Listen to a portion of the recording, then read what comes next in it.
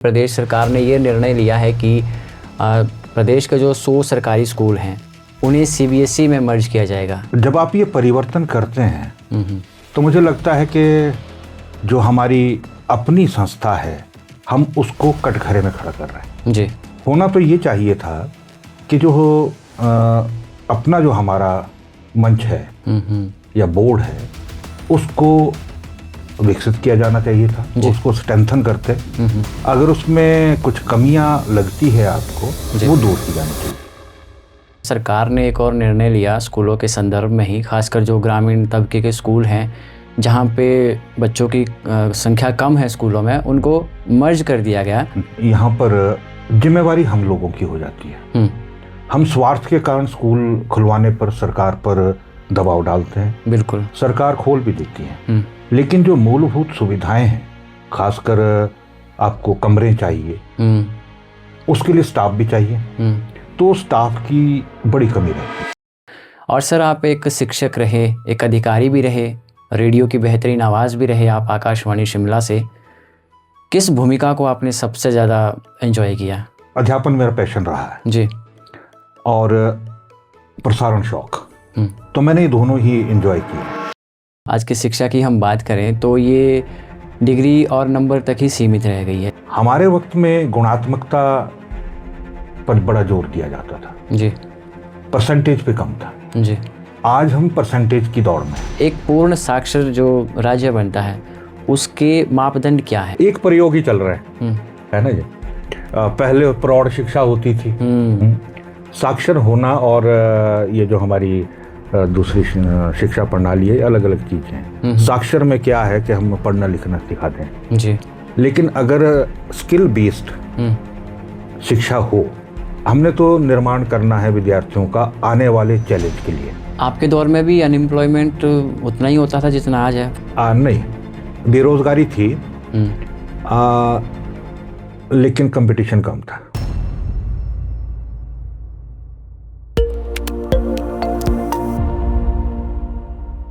शिक्षा किसी भी इंसान के जीवन का आधार होती है और शिक्षा अपने क्षेत्र में बेहतरीन काम तब करती है जब उसके शिक्षक, उसके पारखी अपनी दिशा में बेहतरीन काम करते हैं। हिमाचल हायर एजुकेशन से जॉइंट डायरेक्टर रोशन जायसवाल, जिसे हम बहुत सारी बातें करने वाले हैं, ये सेवानिवृत्त हो चुके हैं। इसके साथ साथ इन्होंने बड़ी सारी बातें हमारे साथ की है, अपने विचार साझा किए हैं ऑल इंडिया रेडियो शिमला के भी। तो आज का ये पॉडकास्ट बड़ा ही बेहतरीन होने वाला है, आइए सुनते हैं। सर नमस्कार। नमस्कार अनिल जी। और कैसे हैं? मैं ठीक हूँ, आप सुनाइए। बहुत बढ़िया। सर्दियाँ ठीक चल रही है? हाँ, सर्दियाँ लगभग ठीक है। अच्छा, अभी थाईलैंड घूम के आए, कैसा रहा भ्रमण आपका? फुकेत गया था मैं। अच्छा रहा। अच्छा, काफ़ी अच्छा रहा। हाँ। क्या कुछ एक्सप्लोर करने को रहा वहाँ पे? देखिए, सांस्कृतिक दृष्टि से अगर देखें वो मुझे प्रभावित करती है जी। 2-4 दिनों की जो यात्रा थी, एक चीज महसूस की कि वो भगवान राम को बहुत मानते हैं। अच्छा। जो वहाँ के राजा है उनको राम का दर्जा देते हैं। और जब हमने जैसे मॉल वगैरह देखे तो वहाँ पर भी राम की जो विभिन्न पोजीशंस हैं या आक्रमण करते हुए हैं, धनुष बाण हैं, उस तरह के चित्र भी हैं और प्रतिमाएं भी लगी हुई हैं। जी हाँ। और सर, शिक्षा के क्षेत्र में तकरीबन 30 साल से ज़्यादा का वक्त आपने दिया और अभी कुछ दिन पहले ही प्रदेश सरकार ने ये निर्णय लिया है कि प्रदेश के जो 100 सरकारी स्कूल हैं उन्हें सीबीएसई में मर्ज किया जाएगा। क्या ये एचपी बोर्ड पर सवालिया निशान है या कुछ और पॉजिटिव है इसके पीछे? प्रश्न थोड़ा गंभीर कर दिया आपने। अब सरकार की क्या मंशा है और सरकार क्या करना चाह रही है, ये तो वो जाने। जहाँ तक मैं समझता हूँ, सरकार हिमाचल के जो विद्यार्थी हैं या शिक्षा जगत है उसके विकास पर ही कार्य कर रही होगी, यही सोच के उन्होंने किया होगा। जहाँ तक मेरा व्यक्तिगत विचार है जी, मैं ये समझता हूँ कि देखिए, हमारा जो हिमाचल स्कूल शिक्षा बोर्ड है लगभग 1968-69 से काम कर रहा है। जी जी, अच्छा काम कर रहा है। और जब आप ये परिवर्तन करते हैं तो मुझे लगता है कि जो हमारी अपनी संस्था है हम उसको कटघरे में खड़ा कर रहे हैं। जी। होना तो ये चाहिए था कि जो अपना जो हमारा मंच है या बोर्ड है उसको विकसित किया जाना चाहिए था, उसको स्ट्रेंथन करते। अगर उसमें कुछ कमियां लगती है आपको, वो दूर की जानी चाहिए थी। इसमें मैं समझता हूं कि प्रदेश में दो तरह की शिक्षा खासकर हमारे गवर्नमेंट स्कूलों में हो जाएगी। स्टाफ भी दो तरह का होगा। चले जो निजी स्कूल हैं उनकी बात अलग है। जी। हमारे जो गवर्नमेंट स्कूल है वो एचपी बोर्ड से एफिलिएटेड है, वही परीक्षा आयोजित करते हैं, सब कुछ संचालन उनके माध्यम से होता है। जी। दूसरी बात ये, चाहे सीबीएसई हो, चाहे एचपी बोर्ड है, स्टेट का कोई भी बोर्ड हो, जो सिलेबस है वो तो एनसीईआरटी का ही सभी फॉलो करते हैं। बिल्कुल। जो आधारभूत बेस है सिलेबस का वो एनसीईआरटी है, लेकिन उसको लागू करने का ढंग अलग अलग है। जी। अभी पिछले समय से ही जो हमारा एचपी बोर्ड है उसमें भी बड़ा परिवर्तन आया है। जी। उसकी परीक्षा प्रणाली में परिवर्तन आया है, पाठ्यक्रम में परिवर्तन आया है। व्यक्तिगत तौर पर मैं समझता हूं कि एचपी बोर्ड को स्ट्रेंथन किया जाना चाहिए था। जी। और मुझे ये लगता है कि जो प्रदेश के सरकारी स्कूल होंगे वहां दो तरह की प्रणाली काम करेगी। जी। एक तो जो एचपी बोर्ड से एफिलिएटेड होगी, दूसरे जो सीबीएसई से संबद्ध होंगे। जी। तो विद्यार्थी भी बंटे होंगे। बिल्कुल। ये कहीं कोई दूरगामी परिणाम इसके क्या रहेंगे, इस पे तो हम चर्चा नहीं कर सकते हैं, आज आंकलन नहीं कर सकते हैं। पर मैं समझता हूं कि अगर सरकार ने ये किया है तो स्कूल के और शिक्षा के बेटरमेंट के लिए किया होगा। जी। अभी पिछले साल 2025 में ही सरकार ने एक और निर्णय लिया स्कूलों के संदर्भ में ही, खासकर जो ग्रामीण तबके के स्कूल हैं जहाँ पे बच्चों की संख्या कम है स्कूलों में, उनको मर्ज कर दिया गया। इससे कहीं ना कहीं जो ग्रामीण परिवेश के बच्चे हैं उनकी स्कूली शिक्षा प्रभावित होगी, मतलब उनको अब थोड़ा दूर जाना पड़ेगा। तो ये भविष्य में ना हो चीज़ें, इसके लिए क्या कुछ कदम उठाए जाने ज़रूरी है? देखिए, यहाँ पर जिम्मेवारी हम लोगों की हो जाती है। हम स्वार्थ के कारण स्कूल खुलवाने पर सरकार पर दबाव डालते हैं। बिल्कुल। सरकार खोल भी देती है, लेकिन जो मूलभूत सुविधाएं हैं, खासकर आपको कमरे चाहिए और बच्चे तो आ ही जाएंगे, बिल्कुल, उसके लिए स्टाफ भी चाहिए।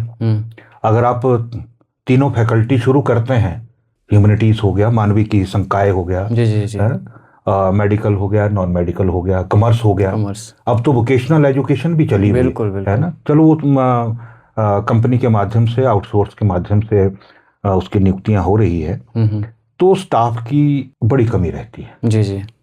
अगर स्कूल खुलता है, खासकर मैं व्यक्तिगत विचार मेरा ये है कि मानविकी संकाय के स्कूल तो आप खोल सकते हैं, कंडीशन के साथ खोल सकते हैं। जी जी।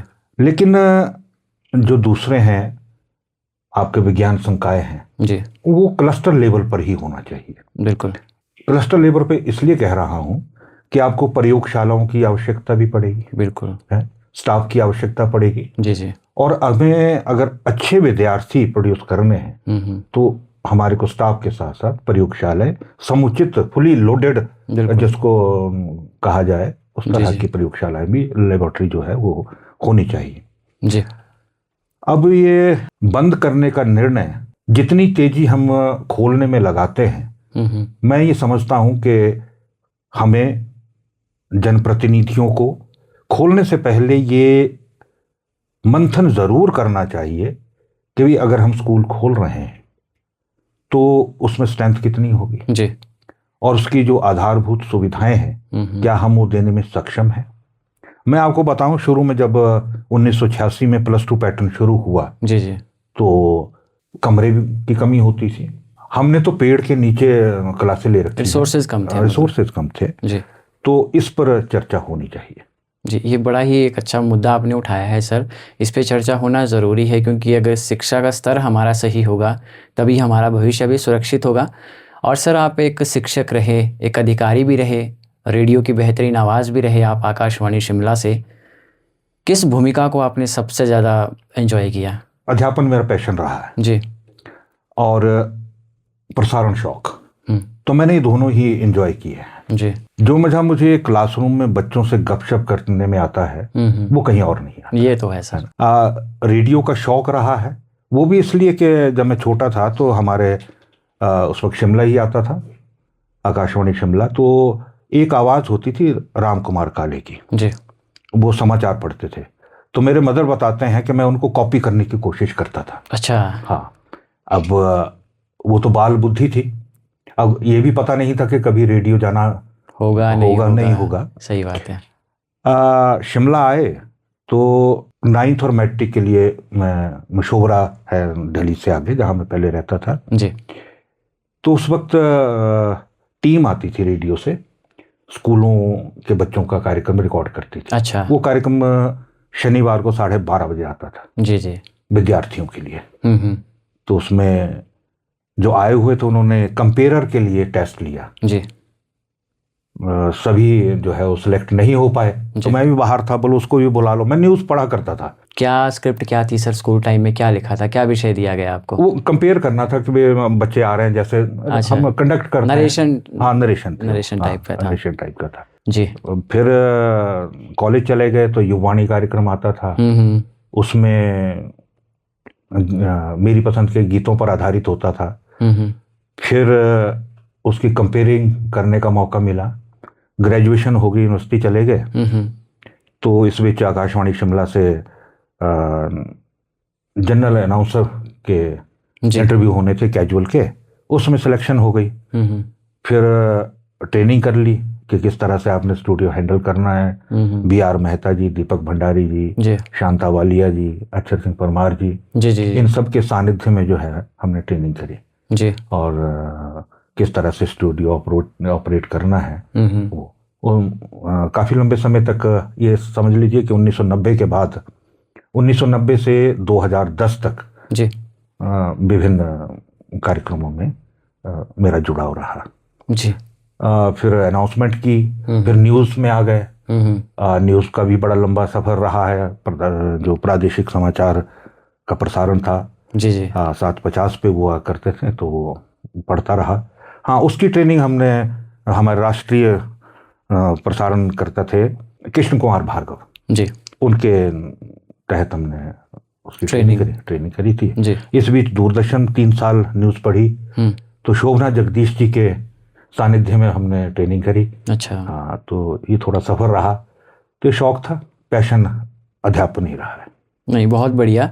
और सर जैसे आज की शिक्षा की हम बात करें तो ये डिग्री और नंबर तक ही सीमित रह गई है। सवाल इसके पीछे ये है सर कि कहाँ हम सीखना जो है वो छोड़ रहे हैं, प्रैक्टिकल चीज़ों को भूल रहे हैं। देखिए अनिल जी, संसार में परिवर्तन हो रहे हैं। बिल्कुल। हमारे आचार व्यवहार रहन सहन हर चीज में परिवर्तन हो रहा है। तो शिक्षा के क्षेत्र में भी परिवर्तन हो रहा है जी। हमारे वक्त में गुणात्मकता पर बड़ा जोर दिया जाता था जी, परसेंटेज पे कम था जी। आज हम परसेंटेज की दौड़ में हैं कि विद्यार्थी के अगर 99 नहीं आए तो एक नालायक, वैसे शिक्षा में नालायक शब्द इस्तेमाल नहीं करते हैं, तो उस श्रेणी में वो आता है जी। हमारे समय में ये दौड़ नहीं थी जी जी। तो आज जो भी सफलता पाई है अपने गुरुओं के कारण, और उन्होंने जो सीख दी। अब देखिए, अगर आप जापान का शिक्षा का मॉडल स्टडी करें, 2-4 बातें मैंने वहाँ की पढ़ी है जी जी।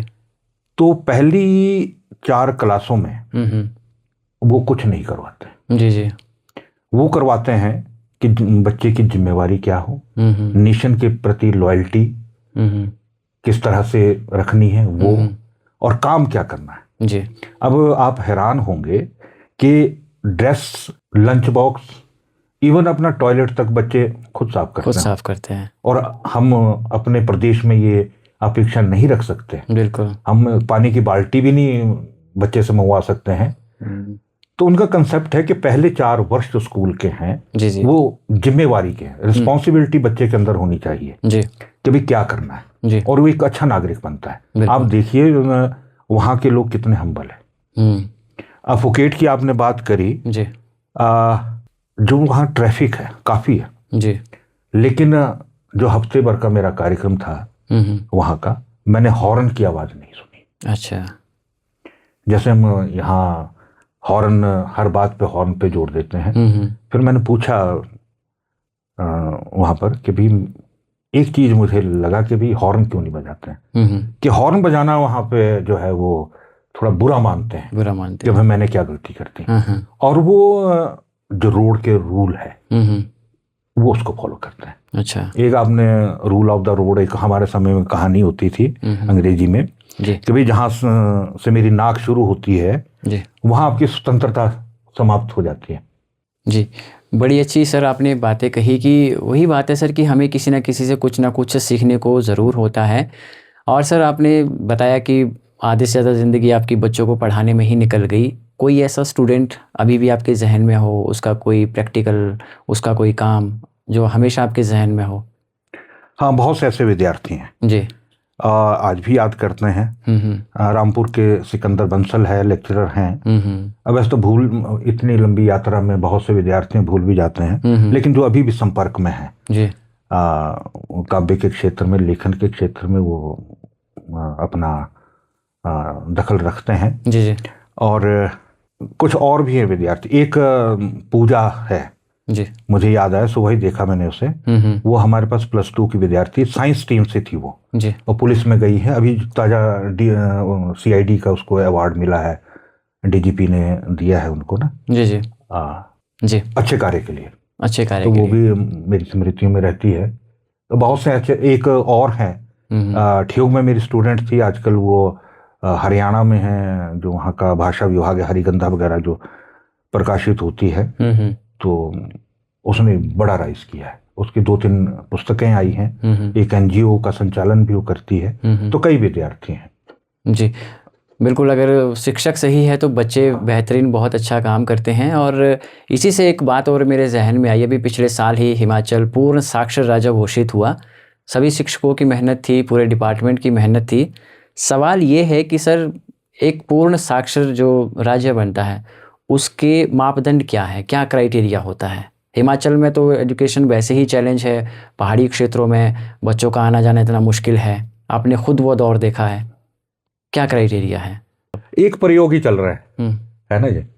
पहले प्रौढ़ शिक्षा होती थी, साक्षर होना, और ये जो हमारी दूसरी शिक्षा प्रणाली है, अलग अलग चीजें हैं। साक्षर में क्या है कि हम पढ़ना लिखना सिखा दें जी, लेकिन अगर स्किल बेस्ड शिक्षा हो, हमने तो निर्माण करना है विद्यार्थियों का आने वाले चैलेंज के लिए। जी जी। जो कल चुनौतियां आनी है उसके लिए तैयार करना है। और वर्तमान समय में आप देख लें, जब तुलनात्मक अध्ययन अगर आप करें अपने टाइम का और इस वक्त का, जी जी, तो बहुत परिवर्तन है। हम आसानी से काम चल पड़ता था, लेकिन आज प्रतियोगिता का दौर है, कंपटीशन बहुत है जी। तो उसके लिए तैयार होना है जी। तो साक्षरता का जहां तक प्रश्न है, प्रयोग नहीं होने चाहिए। जी जी। एक ठोस प्रयास होना चाहिए ताकि जो उद्देश्य है वो सफल हो सके। जी, हमारे देश प्रदेश में शिक्षा को लेके कई सारे कार्यक्रम चले। मुझे एक सर्व साक्षरता अभियान आता है 2000 के अराउंड वो चला था। तो उसके बाद भी बड़े सारे बदलाव हुए सर शिक्षा के क्षेत्र में लेके। आपने बहुत ज़्यादा वक्त इसमें बिताया शिक्षा के फील्ड में। आगे चल के क्या कुछ बदलाव आप देखते हैं कि बच्चों को जो है और स्किलफुल एजुकेशन मिल सके? No doubt vocational education include हुई है, 9th से ही शुरू है, +2 तक। इसके अलावा और क्या कुछ आप सोचते हैं कि चीज़ें होनी चाहिए? देखिए, आधार जो शिक्षा का हो वो इस आधार पे हो कि जो आने वाला कल है वो कठिनाइयों भरा है जी। और हमारे जो विद्यार्थी हैं वो शैक्षिक तौर पर, मानसिक तौर पर ट्रेंड हो और सशक्त हो। अब पढ़ लिख गए, लेकिन जो कंपटीशन है उसमें वो प्रॉपर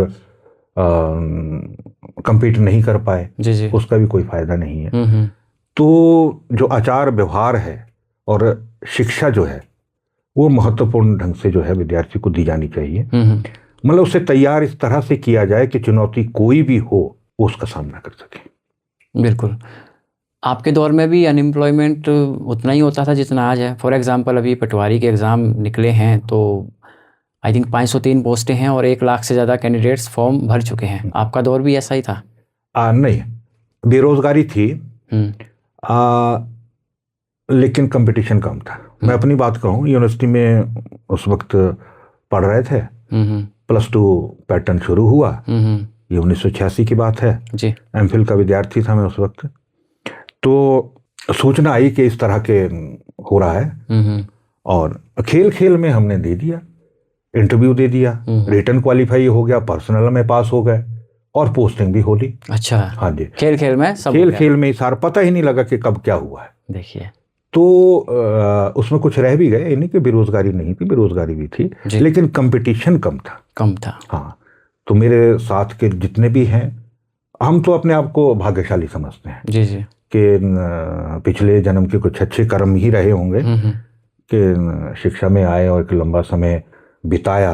और हमसे अच्छे भी बहुत लोग हैं जो नहीं आ पाए, रह गए। एक रैपिड फायर हो जाए सर आपके साथ, सवाल जवाब थोड़ा। सर, शिक्षक या प्रशासक? शिक्षक। कोई कारण?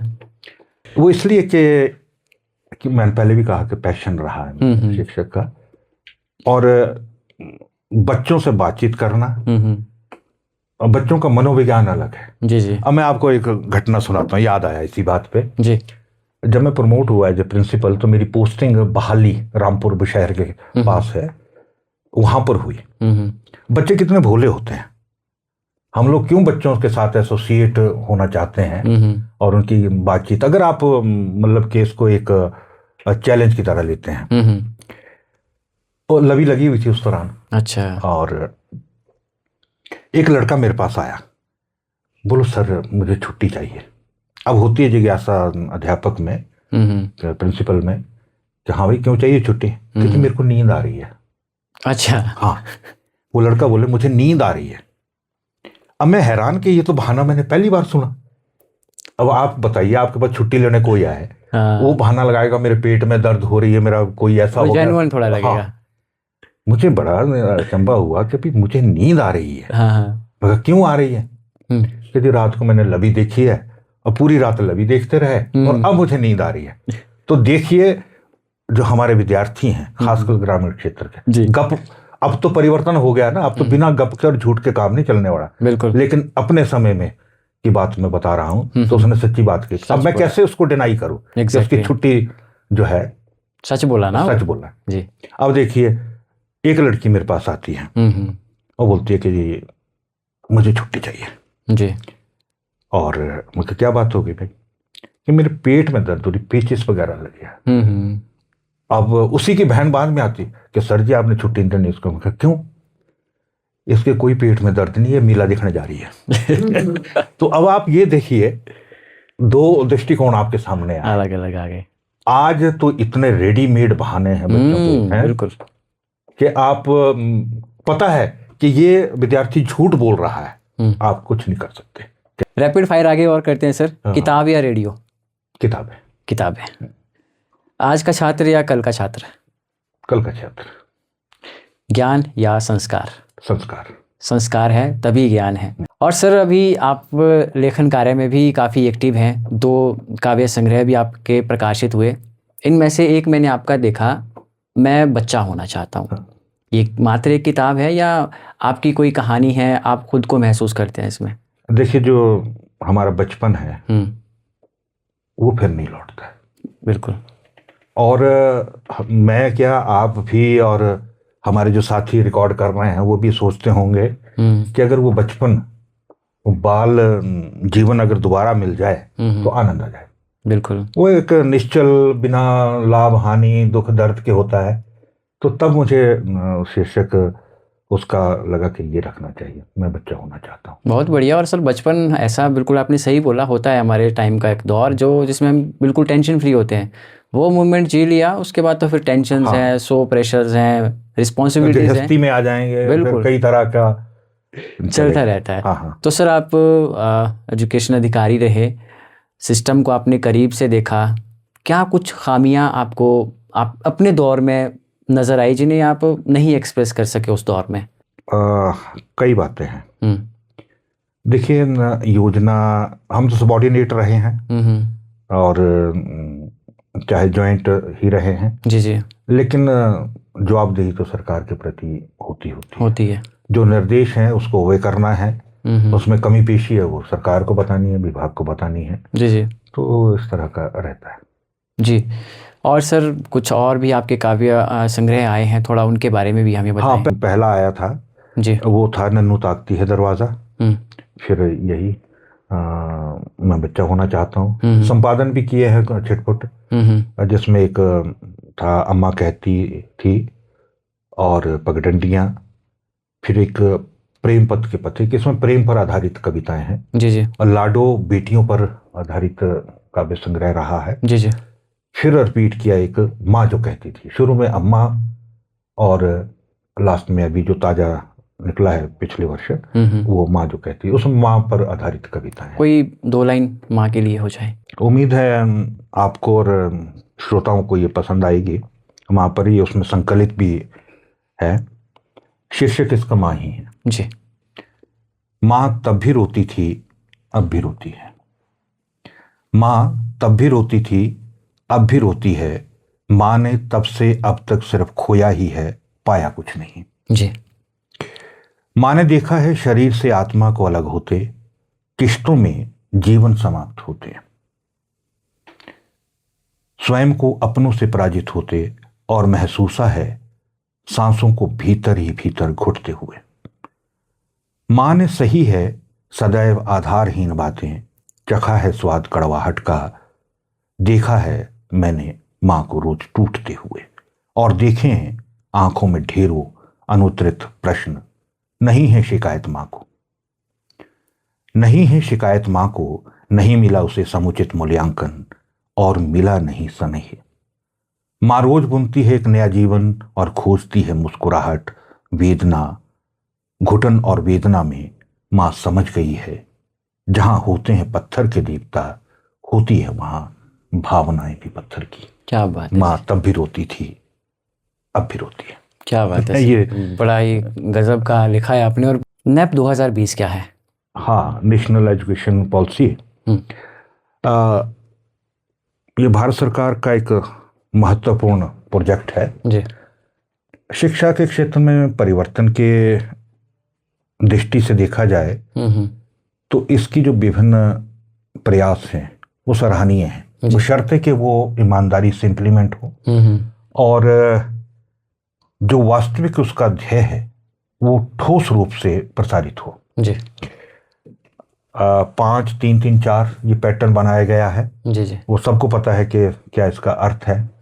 और पहले 5 वर्ष प्राइमरी के ही है, लेकिन जैसे हमने शुरू में जापान की बात करी तो इसमें हमारी जो लोकल डायलेक्ट है उसमें शिक्षा की बात कही गई है। जी जी।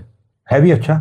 ग्रामीण क्षेत्रों में आप अंग्रेजी से शुरुआत नहीं कर सकते हैं, बातचीत हमारी लोकल डायलेक्ट में होती है, और विद्यार्थी तक अगर हम समझाते हैं अपनी लोकल डायलेक्ट में तो जल्दी समझ भी सकता है। एक अच्छा प्रयास है, इसमें कोई दो राय नहीं है, और स्किल बेस्ड एजुकेशन को ज़्यादा प्रभावशाली बनाने के लिए ये प्रयास किए जा रहे हैं। जी।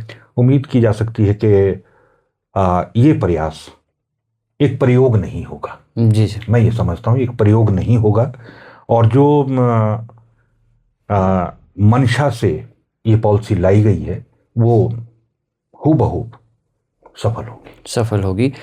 और आज के यूथ की हम बात करें तो कहीं ना कहीं फ्रस्ट्रेटेड हैं। फ्रस्ट्रेशन के पीछे बहुत से कारण हो सकते हैं, बार बार करियर में फेल होना, पारिवारिक कुछ कारण हो सकते हैं, और इसके क्या हो रहा है कि वो गलत आदतों में पड़ रहे हैं। आजकल सोलन हिमाचल में चिट्टा कितना फैल रहा है। हमारा जो युवा है इन सब चीज़ों से दूर रहे, अपने करियर पर वो फोकस्ड हो। एज ए टीचर क्या आप उन्हें कहेंगे? देखिए, शुरू में हमने बात करी कि ये समय प्रतियोगिता का दौर है और एक रेस का है, एक दौड़ लगी है। उसमें शुरू में हमने एक और चीज कही थी कि मानसिक रूप से कितना सशक्त है। तो इस पर विशेष ध्यान दिया जाना चाहिए। जी। ये तो आग्रह मेरा रहेगा कि जो सिंथेटिक ड्रग्स का सेवन करते हैं उससे दूर रहें। जीवन बड़ा अनमोल है, बिल्कुल, बार बार नहीं मिलेगा, और निराश होने की बात नहीं है। जी। अभी देखिए, मैं एक कहानी पढ़ रहा था, छोटा सा एक इंस्टांस है जी, कि एक लड़की ने, बेटी ने अपने पिता को फोन किया रात को 2 बजे। फोन पे उसने कहा कि पापा मुझसे नहीं हो रहा है। देखिए, बच्चों से हमने बड़ी अपेक्षाएं लगा रखी है कि हमने तो अपना बच्चा डॉक्टर ही बनाना है। वो भी बच्ची मेडिकल में थी, और जब उसने 2 बजे फ़ोन किया कि मुझसे नहीं हो रहा है, एज ए पेरेंट्स हम क्या कहेंगे? अपना मूल्यांकन भी हमको करना है, करना पड़ेगा। यही होगा कि नहीं, मेहनत कर, टाइम ज़्यादा दे, करना तो आपको ही पड़ेगा, करना तो आपको ही पड़ेगा। हाँ। लेकिन उस पिता का जवाब हमारे को सोचने पर मजबूर करता है, और सारे जो पेरेंट्स हैं उनको ज़रूर मंथन करना चाहिए जी। उसने कहा कि चिंता की कोई बात नहीं हो रहा है, हम कुछ और देख लेंगे, जब तक मैं जिंदा हूं तुझे कोई चिंता करने की आवश्यकता नहीं है। क्या बात है, अगर ऐसे पेरेंट्स हैं तो हाँ। फिर जी। क्योंकि देखिए सोशल मीडिया का दौर है, कहानियां कई प्रकार की मिलती है, बिल्कुल, और कहानियां प्रेरक भी होती है, जो हमें मोटिवेट करती है, पाठकों को मोटिवेट करती है। तो इससे संदेश ही लिया जाना चाहिए जी, कि हारना नहीं है। बिल्कुल। रेस में 10 व्यक्ति दौड़ रहे हैं, 3 ही जीतेंगे, फर्स्ट सभी सेकंड तो थर्ड, कामयाब नहीं सभी होंगे, हैं। फर्स्ट सेकंड हाँ, थर्ड। अगर उसमें ये अकेला ही होगा, वही फर्स्ट वही है, फिर कंपटीशन का मजा नहीं है ना। कंपटीशन का मजा नहीं है। बिल्कुल लेकिन दौड़ है और हमें जीतना है और लक्ष्य प्राप्त करना है, ये सोच के चलें जी। और हमारी जो रास्ता है वो अरे परे ना भटके, इस पे विशेष ध्यान। बड़ा ही प्यारा आपने मैसेज दिया, और कहीं ना कहीं हमारे जो यूथ है आज का वो मोटिवेट होगा सर आपकी बातों से। लास्ट में कोई मैसेज आपकी ओर से? यही कि ईमानदार रहें, विद्यार्थियों से यही कि मेहनत करें, अपने पेरेंट्स के प्रति, अपने अध्यापकों के प्रति कृतज्ञ व्यक्त करते रहें, और सबसे बड़ी बात कि मौका मिला है, ये अगर मानव देह मिली है, अच्छा काम करें जी, समाज को अच्छा दें, और अच्छा देंगे। देखो, अच्छे और बुरे समाज में याद रखे जाते हैं, अच्छा व्यक्ति भी याद रखा जाता है, और अगर कोई चोर है तो उसे भी याद रखते हैं, तेरा फिर बदमाश टाइप जो होते हैं। लेकिन मैं ये कहूंगा कि व्यक्ति अगर बनना है वो भी टॉप क्लास का, एक अच्छा व्यक्ति बनना है, और अगर आपने चोर बनना है तो वो भी टॉप क्लास का, कम से कम याद रहिए, लोगों की नजर में रहिए। सुल्ताना डाकू की बात करते हैं ना इतिहास में। बिल्कुल। हाँ, तो फिलहाल तो ये रहेगा कि भाई आप एक अच्छा व्यक्ति बने, अपने पेरेंट्स की, समाज की, अपने से छोटों की, अपने से बड़ों की इज्जत भी करें, सेवा भी करें।